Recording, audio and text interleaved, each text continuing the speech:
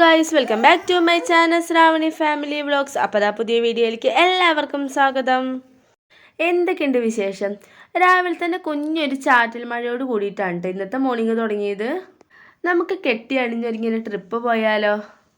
ട്രിപ്പൊന്നല്ല കേട്ടോ, ഞാനിത് 2 ദിവസം മുന്നത്തെ വീഡിയോയിൽ പറഞ്ഞിട്ടുണ്ടായിരുന്നു. നമ്മൾ ചേലക്കര മഷ്റൂം കൃഷിയുടെ അവിടെ 2-3 കർഷകരെ ആദരിക്കുന്ന കർഷക ദിനത്തോടനുബന്ധിച്ച്, കർഷക ദിനം കഴിഞ്ഞെങ്കിലും അതിന് ശേഷമാണ് കേട്ടോ നമ്മളിപ്പോൾ വെള്ളിയാഴ്ച കേട്ടോ പരിപാടി നടത്തിയത്.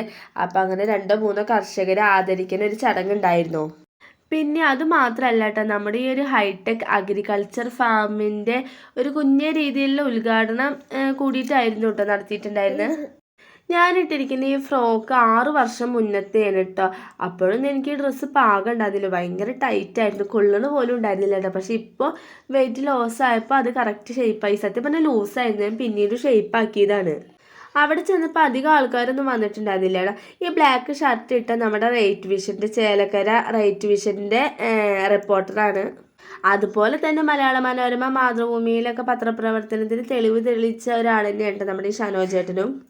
നമ്മുടെ ഈ കിള്ളിമംഗലം ആർട്സ് ആൻഡ് സയൻസ് കോളേജിൽ നിന്നും കലാമണ്ഡലത്തിൽ നിന്നും ചേലക്കര കോളേജിൽ നിന്നൊക്കെ ഒരുപാട് പിള്ളേർ വന്നിട്ടുണ്ടായിരുന്നു കേട്ടോ. കുട്ടികളെല്ലാവരും കൂടിയിട്ട് വന്നപ്പോൾ നല്ല കളർഫുള്ളായിരുന്നു കേട്ടോ. എന്താ പറയുക, അവർ ഭയങ്കര ആക്റ്റീവും, കലാമണ്ഡലത്തെ പിള്ളേരും കൂടി ആയപ്പോൾ ഒന്നും കൂടി ആക്റ്റീവായിരുന്നു. പാട്ടും ചെറിയ ചെറിയ രീതിയിലുള്ള കലാപരിപാടികളൊക്കെ ഉണ്ടായിരുന്നു കേട്ടോ. ദേ കാണുന്നതാണ് കേട്ടോ ടീച്ചർ, ബിന്ദു എന്നാണ് പേര്. അപ്പോൾ ടീച്ചർ ഇപ്പോൾ 13 വർഷത്തോളമായി ഈ മഷ്റൂം ഉണ്ടാക്കിയിട്ട് സെയിൽ ചെയ്യാനും ഇതിൽ കഴിവ് തെളിയിച്ചിട്ട് 13-14 വർഷത്തോളമായിട്ടുണ്ട്. ടീച്ചറാണ് നമ്മുടെ ഫാമിൻ്റെ മെയിൻ എന്ന് തന്നെ പറയാം. ടീച്ചർ ആദ്യം ചെറിയ രീതിയിൽ വീടിൻ്റെ സൈഡിൽ ഒരു ചായ്പിൽ ചെറിയ രീതിയിൽ കൂനിൻ്റെ ബഡൊക്കെ വെച്ചിട്ട് സ്റ്റാർട്ട് ചെയ്താണ് കേട്ടോ. പക്ഷേ ഇന്നിപ്പോൾ അത്യാവശ്യം നല്ലൊരു രീതിയിലുള്ള വരുമാനം ടീച്ചർക്ക് അതിൽ നിന്ന് തന്നെ ഏൺ ചെയ്യാൻ പറ്റുന്നുണ്ട്. അതുമാത്രമല്ല, അതിൽ നിന്നുള്ള അച്ചാറുകൾ, മഷ്റൂം കൊടുത്തു കഴിഞ്ഞാൽ ബാക്കി വരുന്ന അച്ചാർ ഉണ്ടാക്കിയിട്ട് കൊടുക്കും. അതുപോലെ തന്നെ മഷ്റൂം ബിരിയാണി, അങ്ങനത്തെ വെറൈറ്റി ഐറ്റംസൊക്കെ ടീച്ചർ സെല്ല് ചെയ്യുന്നുണ്ട് കേട്ടോ.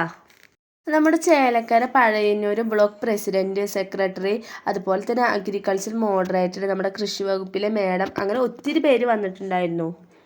നമ്മുടെ പഞ്ചായത്തിലെ 3 പേരെയാണ് ഇവിടെ ആദരിക്കുന്നത്. അതായത് ഒരുപാട് വർഷമായിട്ടുള്ള എക്സ്പേർട്ടുള്ള 2 ആൾക്കാരും, അതുപോലെ ഇപ്പോൾ പുതുതായിട്ട് ചുവട് വെച്ച ഒരു അജിത്ത് എന്ന് പറഞ്ഞ ഒരു, എന്താ പറയുക, നമ്മുടെ ബ്രദറിൻ്റെ സ്ഥാനമുണ്ട്, കുഞ്ഞൊരനിയനാണ്. അപ്പോൾ അവനെയാണ് കേട്ടോ നമ്മൾ ആദരിച്ചിട്ടുണ്ടായിരുന്നത്. ഇപ്പോഴത്തെ പുതുതലമുറയുടെ യുവ കർഷകൻ്റെ ഒരു പ്രതിനിധിയാണ് കേട്ടോ ഈ അജിത്ത്. ശരിക്കും പറഞ്ഞാൽ അവനെ കൂടുതൽ പ്രചോദനത്തിന് വേണ്ടിയിട്ടാണ് നമ്മൾ അവനെ ആദരിക്കുക എന്നുള്ള ഇങ്ങനെ ഒരു ചടങ്ങ് വെച്ചത്. ആദ്യമൊക്കെ ചെറിയ രീതിയിലുള്ള കൃഷി ഇങ്ങനെ സ്റ്റാർട്ട് ചെയ്തിട്ട്, അതായത് വാഴ അങ്ങനെ കുഞ്ഞേ സ്റ്റാർട്ടിങ് ആയിരുന്നു. പിന്നെ ഇപ്പോൾ ഒരു 300ഓളം കൂന് ബഡുകൾ അവൻ വെച്ചിട്ടുണ്ട്. അതോടൊപ്പം തന്നെ കോളേജിൽ പഠിക്കുന്ന ഒരു വിദ്യാർത്ഥിനി കൂടിയാണ് കേട്ടോ ഈ അജിത്ത്. അതുകൊണ്ട് തന്നെ അവനെ എല്ലാവരും ഒരു യുവ കർഷകൻ്റെ പ്രതിനിധിയായിട്ട് തിരഞ്ഞെടുത്തതിന് ഇപ്പം എല്ലാവർക്കും ഭയങ്കര സന്തോഷമായിട്ടുണ്ട് കേട്ടോ. പരമായ 3 കാര്യം: ഭക്ഷണം, വെള്ളം, തൊട്ടടുത്തിരിക്കുന്ന ആളെ പോലും മുഖത്ത് നോക്കാൻ ഒഴിവില്ലാത്ത തരത്തിൽ ഡിജിറ്റൽ ലോകത്തേക്ക് നാം മാറിയിരിക്കുകയാണ്. തൊട്ടടുത്തിരിക്കുന്ന വ്യക്തി എഴുന്നേറ്റ് പോയാൽ പോലും, അല്ലെങ്കിൽ സംസാരിക്കാനോ മറ്റോ, കുട്ടികൾ ഇവിടെ പങ്കെടുക്കുന്നുണ്ട്.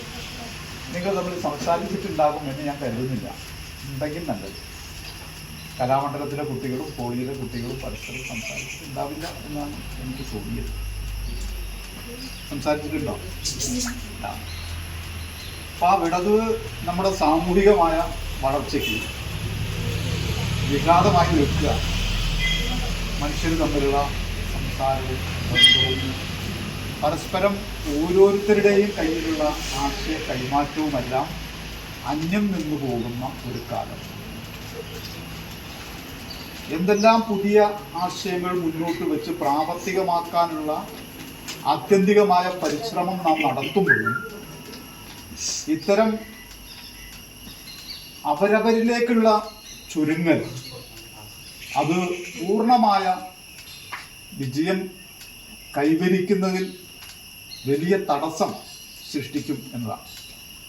അപ്പം ആദ്യമേ എൻ്റെ കുട്ടികളോട് എനിക്ക് അഭ്യർത്ഥിക്കാനുള്ളത്, നിങ്ങൾ എല്ലാവരുമായും നല്ല നിലയിൽ ഇടപെടാനും പരിചയപ്പെടാനും പരസ്പരം നിങ്ങൾക്കറിയാവുന്ന കാര്യങ്ങൾ കൈമാറാനും നല്ല നിലയിൽ നാടിനും സമൂഹത്തിനും ഒക്കെ വേണ്ടി ഇതെല്ലാം ഉപയോഗപ്പെടുത്താനും നിങ്ങൾക്ക് കഴിയണം എന്നാണ്. ഇപ്പോൾ ആദ്യമായി നിങ്ങൾ പരിചയപ്പെടാത്തതിൽ നമ്മളിപ്പോൾ വിഷമിക്കില്ല. പക്ഷേ ഇവിടുന്ന് പോകുന്നതിന് മുമ്പ് നിങ്ങൾ പരസ്പരം പരിചയപ്പെട്ട് സംസാരിക്കും.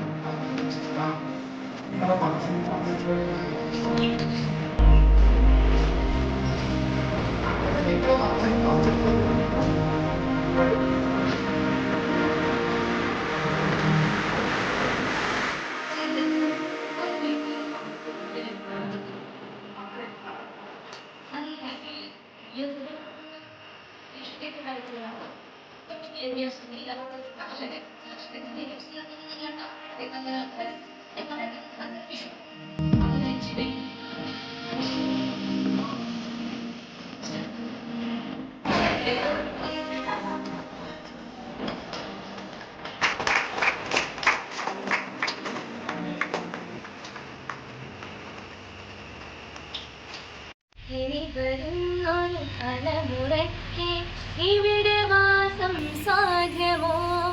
ഇനി വരുന്നൊരു തലമുറയ്ക്ക് ഇവിടെ വാസം സാധ്യമോ? മലിനമായ ജലാശയം അതിമലിനമായൊരു ഭൂമിയും, മലിനമായ ജലാശയം അതിമലിനമായൊരു ഭൂമിയും. ഇനി വരുന്നൊരു തലമുറയ്ക്ക് ഇവിടെ വാസം സാധ്യമോ? ഇനി വരുന്നൊരു തലമുറയ്ക്ക് ഇവിടെ വാസം സാധ്യമോ? ഇവിടെ വാസം സാധ്യമോ? തൊഴിലില്ലായ്മ അല്ലെങ്കിൽ ആ ഒരു കർഷകന് ഗുണമുണ്ടാവുന്നുണ്ട് ഇത് ചെയ്തിട്ട് അവരുടെ വീട്ടിൽ അവർക്ക് നല്ല വരുമാനം കിട്ടുന്നുണ്ടോ? മക്കളെയൊക്കെ വളർത്താൻ പറ്റുമോ? നല്ല രീതിയിൽ ഉയർന്നു വരാൻ പറ്റുന്നുണ്ടോ? എഡ്യൂക്കേറ്റഡ് ആയിട്ടുള്ള ഒരാളും വിദ്യാഭ്യാസം ഇല്ലാത്ത ഒരു കർഷകൻ വിദ്യാഭ്യാസം ഇല്ലാത്തവർ നല്ല കേട്ടാ, വളരെ നല്ല ആൾക്കാരുണ്ട്. ഞാൻ പറയാം, അങ്ങനെ ഒന്ന് സങ്കല്പിക്കാം. അങ്ങനെ വെച്ച് കഴിഞ്ഞാൽ അത് തമ്മിൽ ഡിഫറൻസ് ഉണ്ടോ? ആ ഒരു രീതിയിൽ നിങ്ങൾക്ക് സ്റ്റാർട്ട് ചെയ്യാം.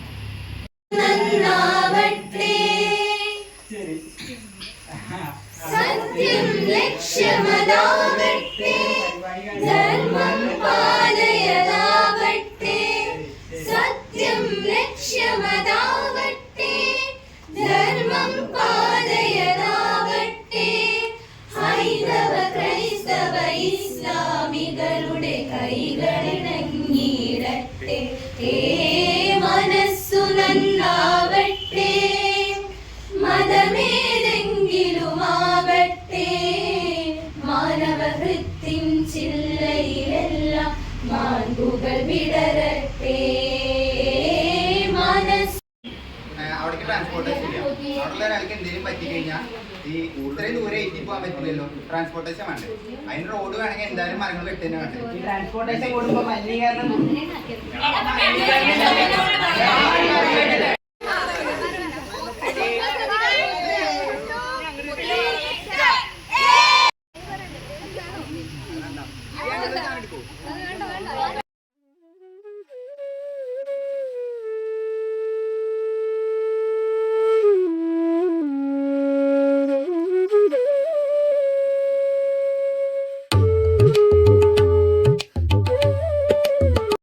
അങ്ങനെ ഈ പരിപാടിയൊക്കെ അടിപൊളിയായിട്ട് അവസാനിച്ചു. ഉച്ചയ്ക്ക് നമ്മൾ ഉച്ചഭക്ഷണമൊക്കെ കൊടുത്തിട്ട് എല്ലാവരും കൂടി പിരിയാണ് കേട്ടോ ചെയ്തത്. അപ്പോൾ എന്തായാലും നാളെ പുതിയൊരു വീഡിയോ ആയിട്ട് വരാം. നമ്മളെ സപ്പോർട്ട് ചെയ്യുന്ന എല്ലാവർക്കും ഒത്തിരി നന്ദി.